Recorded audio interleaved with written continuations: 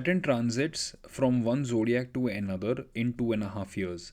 In other words, as per Maharishi Parashar, from the perspective of the individual on Earth, Saturn covers a distance of 30 degrees in space over a period of 2.5 years. And currently, if we are to observe Saturn, we would see that Saturn is physically present in the constellation or the zodiac of Pisces. Now, the ruler of Pisces is Jupiter, and the associations with the zodiac of Pisces have already been outlined in the videos, of course, in the past, and in various texts that are there in astrology. Since the transit of Saturn happens once every 2.5 years, this transit is considered to be very important because Saturn is the Karak of hard work, unconditional effort, and wherever Saturn goes, the individual is required to put in unconditional efforts. So, before we begin with the transition of Saturn into Pisces, let us understand what does Saturn truly stand for. And to do that, we just simply look at what does Saturn naturally own in any zodiac. For this purpose, I will simply set for this education purpose, I will simply set Aries as the first house. And when we have Aries as the first house, it becomes very easy for the viewer to see that Saturn, who's the lord of Capricorn and the lord of Aquarius, is the ruler of the 10th and the 11th house. From the descriptions that we have had before, the 10th house is the house of duty and responsibility. It is not just your career that is the duty at your workplace, but it is your duty everywhere. So at the workplace, you have the duty of which is consistent with your role. So if you are the promoter of a business, you have some duties. If you are an analyst in a firm, you have another set of duties. If you're a CEO in the firm or a manager in the firm, you have duties defined as per your role and you're expected to deliver on them. That expectation, that delivery expectation, is seen from the 10th house, but not just in the office space, but in all spaces. So, for example, you could be a father or a mother. In that case, your duty as a parent is assessed from the 10th house. You could be a son or a daughter. The same duty of a child is assessed from the 10th house. You could have multiple engagements, all of which are assessed from the 10th house, more than just career. It represents duties and responsibilities all throughout.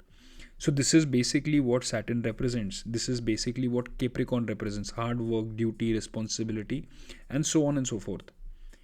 Similarly, we will see Saturn represents the 11th zodiac or the zodiac of Aquarius, and we know that the 11th house is the Labh Bhav or the house of gains. So, which means on one side we have Saturn representing duties and responsibilities. On the other side, we have same Saturn giving us the gains or the fruits of those duties and responsibilities. Saturn as a planet is considered to be traditional, old, reserved. It is fairly logical in its approach since it is an air sign. And it is very appreciative of fairness, which I will come at in a bit. So once we understand that Saturn is the lord of duty and responsibility as well as that of gains. Gains could also be translated as losses. So loss, duty and responsibility, and gains and losses. So Saturn plays a dual role of work and reward. And we know that Saturn naturally exalts in the house of Libra, which is marked by the 7th zodiac. Here we will see Libra mentioned on the screen. Saturn and you would note that Libra basically is the planet of fairness. For example, the image of Libra would be often a weighing scale.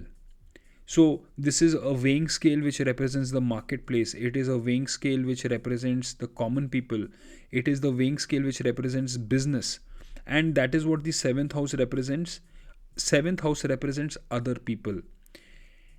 And the house represents fairness of transactions with other people, and it is in this house where you are fair in your dealings and transactions that Saturn is at its most happiest and is said to be exalted.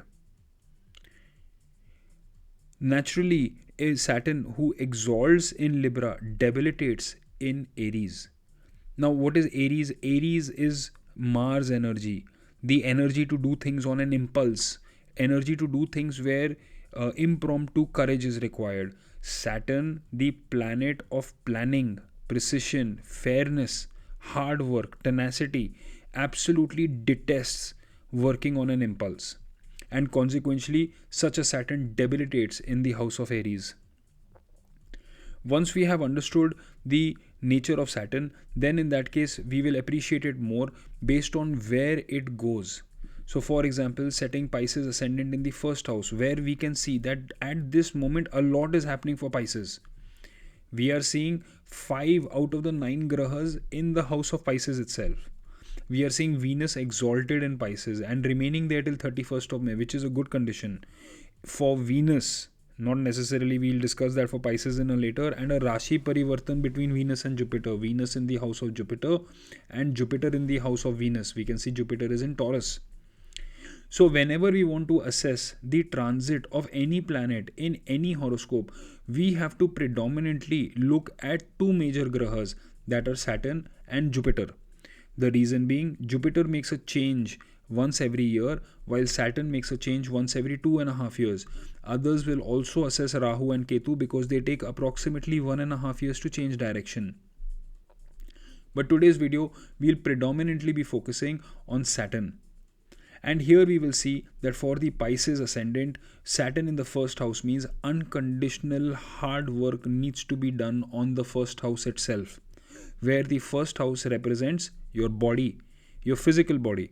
So the Pisces ascendant must begin to start taking care of their physical body. It is very, very good and a great time to initiate activities which revolve around physical and even mental fitness, because the first house is not just the body, it's the body in its entirety, the from head to toe, everything is assessed from the first house.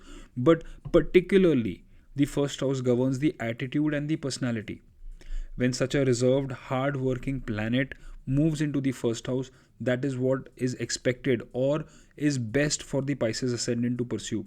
The Pisces ascendant for these 2.5 years would do very, very well, where that when the planet of hard work comes in the ascendant itself, these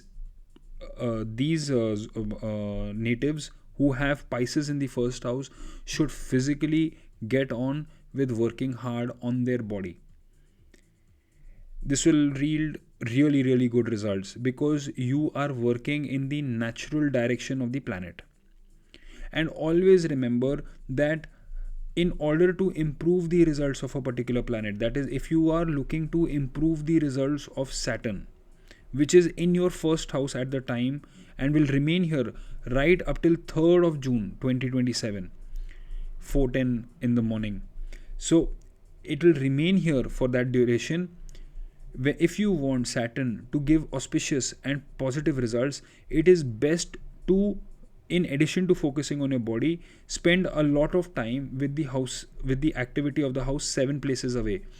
Remember, 7 always represents intimacy. So when we have Saturn in the zodiac of Pisces and asking the individual to work well on the body, the mindset, the attitude, work hard, the individual would benefit greatly by improving relationships with anyone they have partnership with.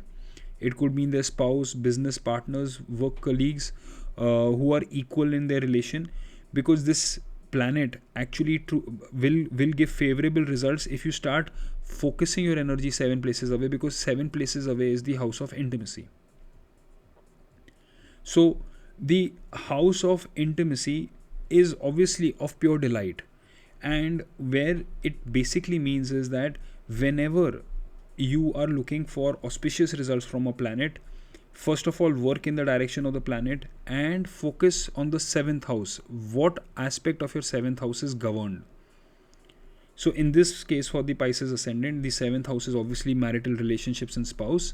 So the Pisces ascendants must focus on their marriage also.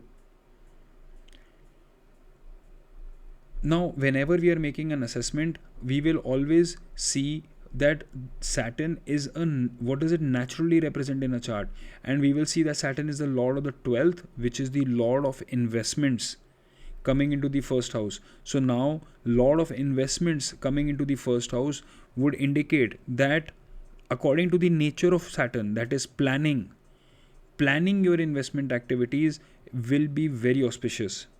Furthermore, 12th house also represents foreign travel and foreign lands. So, individuals who were looking to set up a business activity which is related with foreign lands, such as export and imports of goods, or buying real estate property in foreign lands, or trading the foreign markets, this period becomes more conducive to engage in those activities. The 12th house obviously represents liberation and moksha also. So the lord of the 12th coming in the first house means that the individuals, that is the Pisces ascendants, will benefit greatly if they engage into activities which result in healing or liberation of some kind. For example, chanting the Bij mantras of various planets is one such activity.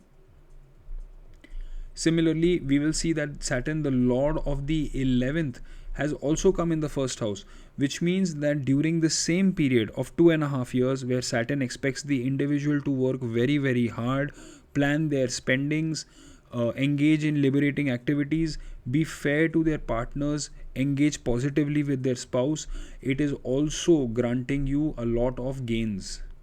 So, overall, other than the fact that almost half a dozen planets are in the first house, these planets, with the exception of Rahu, are likely to transit very soon.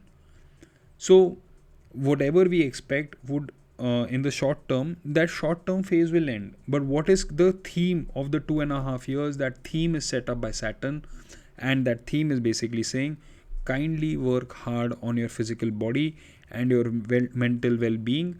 And Saturn, obviously, the natural lord of duty, responsibility, and will give you gains in that manner.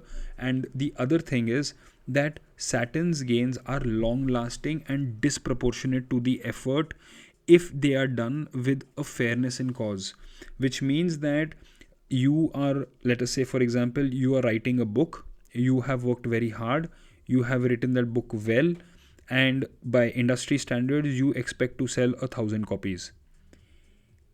The nature of Saturn is to build extremely slow, which means that you will first of all meet the industry standards. But if you have done the book very well and worked very, very hard, then that book will keep selling forever.